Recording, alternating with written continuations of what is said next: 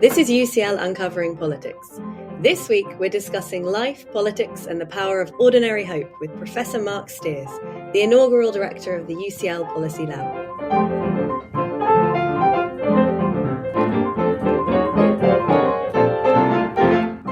Hello, my name is Emily McTurnan, and welcome to UCL Uncovering Politics, the podcast of the School of Public Policy and Department of Political Science at University College London. This week we have a slightly different kind of episode from our usual. Rather than discussing a single new academic publication, we'll be looking at the ideas and career of Professor Marc Stears. Marc is currently the inaugural director of the UCL Policy Lab, set up to break down the barriers between academic researchers and broader society. His career to date has included stints in academia at Cambridge, Oxford and Macquaire, being the Chief Speechwriter of the Labour Party, writing major speeches for Ed Milliband, being the CEO of the New Economics Foundation and the director of Sydney Policy Lab, all before joining us here at UCL. And Marc has some big ideas about politics and political reform that will be the subject of today's podcast. Two particularly attractive and compelling facets of Marc's work, found especially in his books Out of the Ordinary and Demanding Democracy, are his optimism about the prospects for a better politics and his vision of putting citizens and their interests at the heart of how we make progress. His work offers us a faith in ordinary people and in the possibility of a non-utopian kind of ordinary hope. And these are the ideas that we'll discuss. Welcome, Marc, to UCL Uncovering Politics. Thank you so much. To celebrate your wonderfully diverse and impressive career, you recently gave your inaugural lecture at UCL. A central theme of the talk was the importance of ordinary hope, which reflects your broader research into the ordinary. Could you talk us through this idea of ordinary hope? Yeah, thank you so much. The key for me has always seemed to be connecting what we do as academics and what we do as sort of politically engaged citizens with the contours of everyday life. I think too often we've separated ourselves away. So when we think about big ideas, either academic ideas or political ideas, we think that they have to be sharply distinct from what it is that we do in the everyday, in our neighborhoods or in our schools or with our friends. And I think I've always been trying to bridge that divide or to see the stuff that goes on in everyday life as being the sort of fundamental foundation for what might go on when we're thinking more ambitiously, or what we think is as more ambitiously. So community interactions, the sense of obligation that we have to each other, in our own places, neighborhoods. The feelings that go on in a really great local primary school, the opportunities that workers have when they collaborate with each other in their trade unions on the factory floor.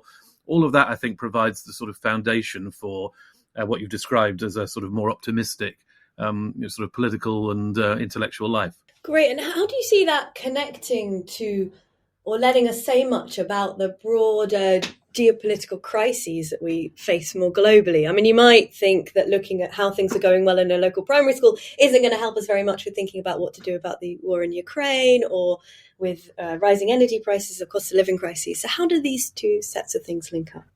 I think we live at a time of enormous crises. I mean, you're absolutely right in that. And I think many of us get understandably sort of fixated on the big, on the climate crisis or the geopolitical crisis or, sort of economic inequalities and injustices.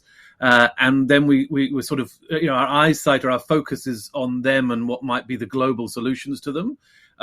But then what we aren't doing is we're not thinking about the process by which change might actually occur. So, we're imagining that we are a sort of global dictator able to push one button or a different one, or a prime minister able to pull one lever and suddenly something happens in Burnley. Whereas in fact, the realities of our politics are that, what goes on in, the micro, in the everyday, in the community, in the places where we live, is actually at least one of the major determinants of what eventually goes on in the macro. And to make that a little less abstract, as you kindly mentioned at the start, I wrote a book called Demanding Democracy about radical movements in American history.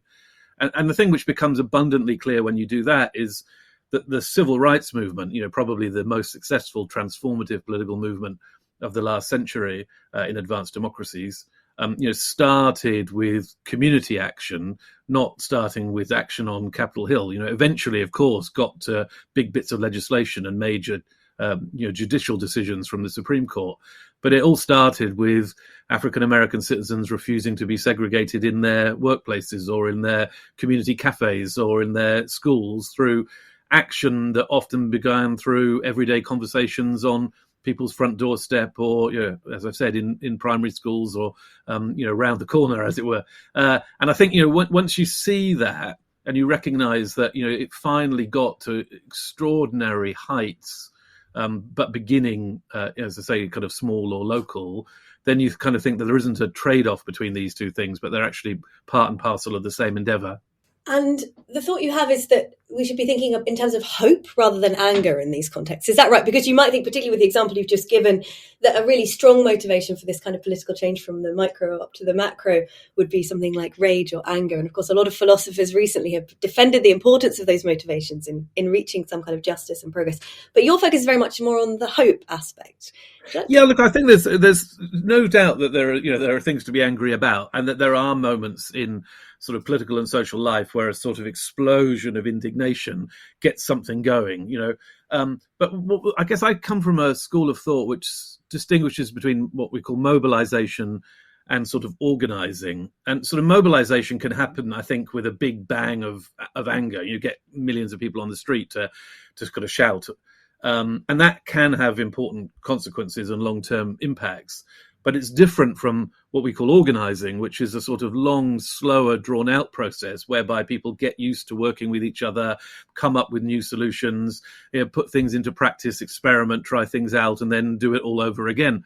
And I think, my sense is that in order to solve those big, complex problems of the kind that you've described, we're going to need at least a large part of that sort of organizing philosophy, as well as those occasional explosive moments of mobilization. So, again, I wouldn't want to see them as a straightforward either or, but I think sort of hopeful action, which takes a long time and which is grounded in people's everyday experiences, is at least, part of the solution to the challenges that we face. Swinging back to your inaugural lecture, you mentioned in that lecture that the idea of ordinary hope, you think, is apparent in the thinking of Keir Starmer.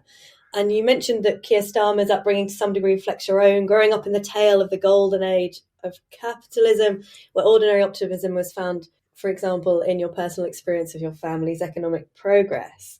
So I wonder if we could swing to that. Would you maybe talk us a bit about how you see these ideas potentially influencing the Labour Party as it gears itself up towards an election, and maybe also about your childhood? Was that what kickstarted your interest in politics, this experience of growing up at this optimistic moment, or was it something else? Yeah, no, look, I think it definitely ages me, but you're spot on. Like, when I was very young, I remember it was the tail end of what we call the golden age of, sort of post-war British capitalism. I was in South Wales in the 1970s, early 1980s. And before the miners' strike hit in the, sort of 83, it had been a period, 20, 30 years of growth, of new social services, of people starting to live longer, have more aspiration. I went to, a local comprehensive school, which had been built in that period of time. And there was a wonderful NHS surgery in our little suburban village, which again had emerged from that sort of post-war boom and that sense of optimism and a community coming together. And one of the stories I always tell is that I remember as a 6 or 7 year old, sort of having to go to the doctor and asking my mum, like, who pays for this? And like her pride in telling us, well, we all pay, this is the community coming together to look after each other. And whoever you are, the doctor will see you and try, his or her best to get you back to health. And I just remember the thrill of that as a kid, like suddenly realizing that people were looking out for us. That was just magical, really. And then, of course, all of that started to evaporate as the 80s wore on and Thatcherism took hold and, a kind of harder form of life sort of prevailed.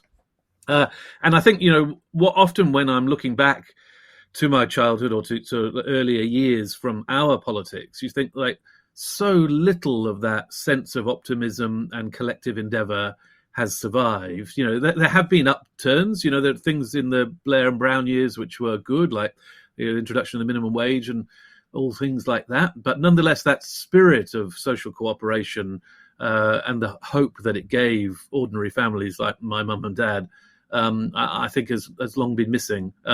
So then when I turned to contemporary politics and what might be possible. That's what I'm always looking for. I'm looking for sort of politicians that understand that too often life is not hopeful for ordinary people, working class people, middle class people across the country, but that it can be, and collective effort is what we require to make it so.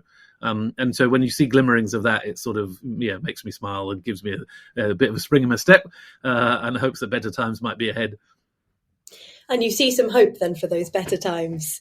Do you think that there's prospects that the contemporary incarnation of the Labour Party might lead us back to that? The truth is, it's still a mixed bag, isn't it? I mean, I think we've gone through a period, let me put it this way, a sort of 10-year period, I think, of anger and indignation of all kinds, and again, some of it justified and some of it not, from the far right to the far left, and a kind of populist politics, very noisy, very sort of agitational, occasionally giving glimpses of a better world, but often I think just leaving people feeling stressed out, and probably more powerless than when they started. And I think what we're heading into is a period of slightly more calm heads and thoughtful and considered responses. The challenge, though, is, are those calm heads just going to be sort of boringly orthodox, like not actually taking on the problems of the last 4 decades? Or are those calm heads going to be sort of seriously engaged in the hard work of reform and change that I think we require?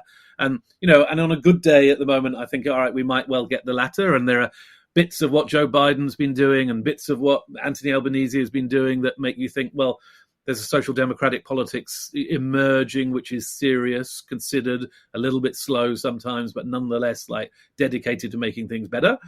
But then occasionally they fall back into, sort of risk-averse technocratic politics, and doesn't really look as if the big change is actually happening anytime soon. So, I try to be hopeful, and there are definitely glimmerings, but I don't think it's a sort of done deal yet where we can all just sort of sit back and, celebrate their success. So let's turn then to talking about your experience working for the Labour Party as a speechwriter. So we fast forward in quite a few years, I guess, from the upbringing questions to the next stage of your career, writing speeches for the Labour Party. It sounds fascinating.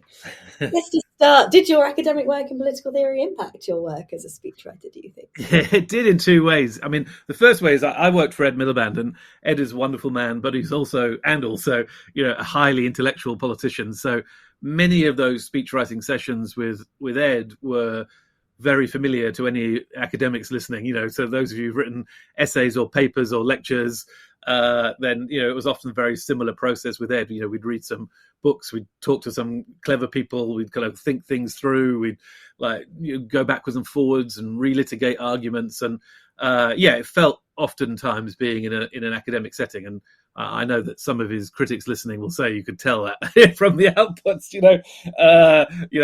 often more carefully considered logical argument than sort of soaring rhetoric, because that was very much sort of Ed's style. So that helped. But the second thing I think which really made a difference was, I had been fortunate to work in my political theory life with some extraordinary thinkers. So collaborated with Danielle Allen, who some people will know from her fabulous book Talking to Strangers, and with Bonnie Honig, we were writing together about political realism and compromise in politics and democratic challenge, all the questions we've just been talking about, really. And what I took from Danielle and Bonnie really flowed into every part of that political endeavour. I mean, they are political thinkers who show that, very, very high-powered political philosophy or political theory need not be detached from very everyday political concerns. And so I tried to channel as much of that as I possibly could into the work that I was doing. And what lessons did you learn, do you think, or should we learn, perhaps in general, from Ed Milliband's unsuccessful 2015 general election campaign? I think everybody probably takes the same lesson in a way from Ed's time now, whether they're criticising him from the left or from the right, is that too many moments of indecision, probably in that 5 years that Ed was leader, that there were competing ideas about what the future of Labour or social democratic or left politics ought to be, and that Ed was such a open-minded and creative person that he sort of gave sort of some indication that he might go in all various different kinds of directions. So sometimes a big aggressive speech attacking predatory capitalism, another a very communitarian speech, using some of my ideas here about sort of ordinariness and the possibility of change from below. Other times very technical arguments about what's required for tackling climate change, and all of them kind of good in their way, but never probably being sustained enough over a particular period of time. And I don't blame Ed for that, because what we were doing was we were emerging out on the other side of the financial crisis, the collapse of a long-standing Labour government, trying to reimagine the party whilst also trying to run an opposition. And so I think his instinct was to try ideas out and see where the energy might be. But I do think at the end of the day, that meant that you hadn't been prosecuting a single argument loudly enough or with sort of confidence and determination over the long period of time, which you probably do need to do to win an election.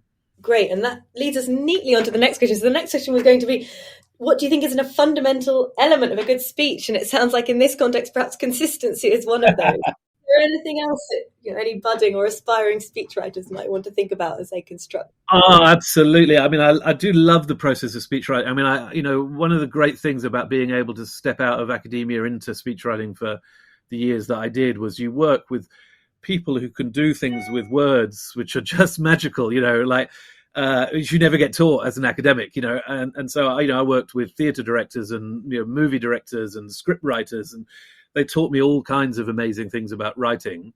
I mean, I think probably the big thing which I take away, obvious point really, but it's important, is that speeches are stories and not just logical arguments, and so they've got to have character in them, and often that's the character of the person giving the speech, so they're telling their own life story, or they're making sense of important determining moments in their life, or they're giving a sense of some deep, profoundly held values or vision that they might have, but they are the primary sort of actor in the story, and they are describing themselves as much as describing the argument that they're trying to make. And obviously Barack Obama is the most recent genius in that vein. I mean, every Obama speech is really a little bit of autobiography as well as a sort of, description of a policy proposal or what have you.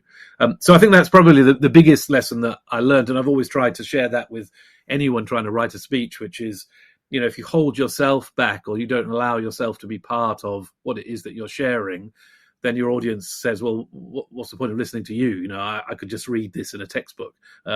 Whereas what they want to do is they connect with the character who's making the argument in front of them. That's a really interesting insight into a speech. I wonder, is there any worry that this leads more towards a sort of personality politics or a big man politics, because you're centering the individual in those speeches so much rather than the actual... Yeah, I mean, that's right. I mean, I think the challenge always, and again, I think Obama was very good at this, is to connect the very personal, very particular story with the grander argument or bigger narrative that you want to be developing. And it really takes us back to the start of our conversation today, which is the sort of small and the big shouldn't be in opposition to each other, but they are actually mutually reinforcing. So telling a story from one's life or from your own set of values ought to be the sort of emotional underpinning for something else, which is, a logical account of what's going on in a country or in the world, and what actions are required to turn things around. And I think the problem we actually face is that, as you say, that people tend to be good at one or at the other, and it's very rare that you get people who combine the two. And that means the sort of emotionally powerful speech givers tend to be the populists or the folks who actually don't really have anything to say. But then the people who do have something technical to say are often so dry and so sort of abstract that they're unable to get an audience sentimentally connect with them, and people sort of glaze over and turn off. And, I think the challenge for us always ought to be, how can you reconcile or bring these two things together so that people's pulse quickens when they're listening, they get excited, or their eyes start to water, they feel the sentiment and the emotion, but at the same time, they're engaging practically and properly with the issues at hand. And as I say, it can be done, but too often I think people revert to one end or the other of that spectrum. And turning now to your current role with the UCL Policy Lab, you're seeking to bring together diverse people, citizens, scholars, policymakers and others to improve politics and policy. What lessons do you draw from your career up to this point about how best to achieve that? Perhaps we've tackled some of that already. I guess getting that story centred as we try and talk to people outside of the academic bubble. It's all, for me, it's all, that's right. It's all about the humanity, essentially, which is, I think, partly just because of how we're trained as academics. What we tend to do is to lean on the sort of evidence or the argument or the technical detail, our sophistication, our toolkit, and think that that's what ought to get us an audience. Whereas in fact, you've got to do the human work first, which is to establish the connection, find the areas of common interest. And as my old friend Arnie Graf always put it, remember that relationship precedes action. That people will only ever do something with you once they like you or trust you or believe in you or, have some sense of what it is that you're trying to achieve. So what I'm trying to encourage our academics to do and sort of work with folks on is to build those connections, with all kinds of people, policymakers, journalists, community campaigners, spend time with each other, understand each other's points of view and perspectives and where people come from, and then genuinely collaborate by bringing our special academic skill set into a conversation with different kinds of skill sets. And, that often, when I say all that, it often sort of frustrates people in the sense that it does sound slower than just turning up and giving a paper and hoping to have an impact, and there are definitely people in university administration all around the world who kind of hope that all an academic needs to do is to give a lecture or send it off, print off to somebody, and change will happen. But in my experience, you've got to do that sort of proper human work first. And then all kinds of things become possible which weren't previously possible. It's a very optimistic picture of the important work that the Policy Lab will be doing. What do you see its role being in an era of permacrisis? So you're optimistic that this will be of real assistance to people who are trying to make the kinds of change that we've been discussing today? I think I've become even more optimistic since arriving at UCL. So we launched the Policy Lab 7-8 months ago, and I thought it would take a long, long time to open people up to the kind of possibilities I've just been describing. But what I've actually discovered is, because of the crises we face, because these problems are so intense and so scary, climate, economic injustices, etc., policymakers of all kinds, and including in parts of the ideological spectrum you might not imagine, they come into these conversations open to learn and to think and to get to know people. And we've had, it's been amazing. We've had cabinet ministers and shadow cabinet ministers, their teams, high-powered journalists, heads of trade unions, community campaigners, like always not just responding to an email, but like turning up to start a conversation over coffee with research teams in UCL and to develop those kinds of relationships that we've just been talking about. And that, I think, comes from an eagerness to work out what can we do about these crises that we're confronted with, and a sense that what we're currently doing doesn't work, and what we're currently doing doesn't work, partly because there are too few voices around the table, or there are too few perspectives being taken into account, or someone out there with a fantastic solution has never been invited before, into the room. So, I'm very, very confident that we are making headway. And that relational work, bringing people into discussions with each other, is the sort of fundamental precondition for coming up with new answers to things that we all want resolved. And I take it that your upcoming book, England Who's England, is very much about examining the challenges and possibilities that we face. So I take it, I've heard that you've been travelling around the UK, including to places like Blackpool, to try and get a sense of those challenges in more concrete terms. I wonder if you could tell our listeners a bit about the book and about what you found on those visits around England. Yeah, so I collaborated on this book with my great friend and sort of inspiration, Tom Baldwin. And Tom was a journalist in an earlier life, and then he came to work with Ed Milliband with me, and then he helped ran the People's Vote campaign, the sort of anti-Brexit campaign. And after all of that time, Tom and I sort of sat down, and everything had been so hard. We'd lost the Brexit referendum, we'd lost the election with Ed, and so many people were bleak about the future of the country. And so we kind of wanted just to investigate the sources of optimism or hope, what might be out there that would make us feel better about the potential for a fairer future. And Tom, being a journalist, just said, well, like, the thing you've got to do, obviously, is to talk to people. And so at that point, when we started, I was still in Sydney, and he just started going around the country talking to again, council leaders or heads of voluntary organizations or people like really making change in their own neighborhoods. And the stories were they were so inspiring. I mean, it sounds cliche to say it, but the uplift that we felt from hearing what people are able to do in extraordinarily difficult circumstances gave us a sense of a country which we wanted to share more widely, which is why we wrote the book. And so the book really is a discussion between two ways of looking at the country. One very grandiose, very abstract, sometimes very angry, just full of a sort of bigness that is not rooted in people's actual lives or in actual places. And we contrast that with what we find when you take this more community-oriented perspective and try to see the changes that people are making.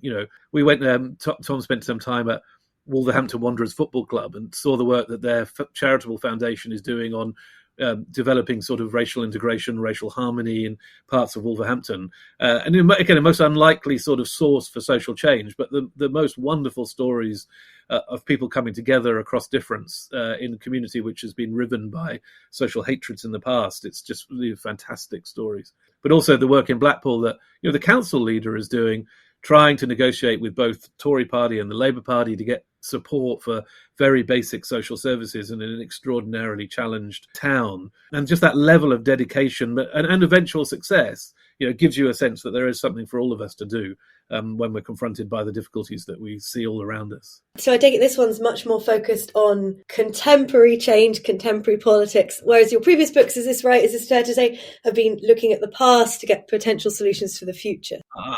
Exactly right. Exactly. I mean, I think basically Tom made me braver. I mean, I not to have a go at historians, because I think I am a historian, really. Like, I always feel really comfortable in a library surrounded by archives or old books, and I've got them all around me in my office at home, like, sort of very dusty books you pick up in secondhand bookshops about, the Labour Party in the 1920s. And that's my natural home.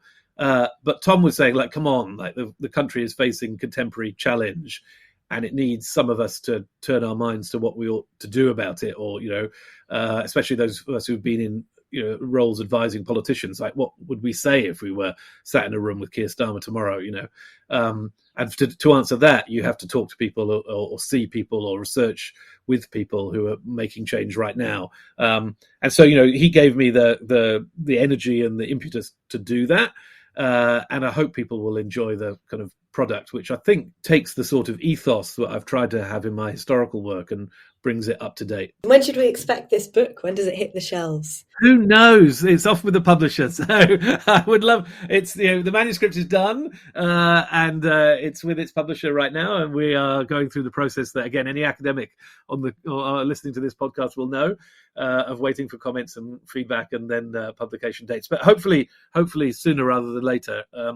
It's already had 3 prime ministers in the drafting, so every time that somebody resigns, you have to re-edit it. So goodness knows how many there will be before it finally arrives in the bookshop. There's a less optimistic vision of our political future right there in the number of prime ministers to come. Thank you so much, Marc, for joining us today and giving us such a positive vision of politics and of the possibility of reform and a fairer future. We've been exploring the career and research of Marc Stears. Remember to make sure that you don't miss out on that or other future episodes of UCL Uncovering Politics. All you need to do is subscribe. You can do so on Apple, Google Podcasts, or whatever podcast provider you use. And while you're there, we'd love it if you could take a moment of your time to rate or review us too. I'm Emily McTurnan. This episode was researched by Alice Hart and produced by Eleanor Kingwell-Banham. Our theme music is written and performed by John Mann. This has been UCL Uncovering Politics. Thank you for listening.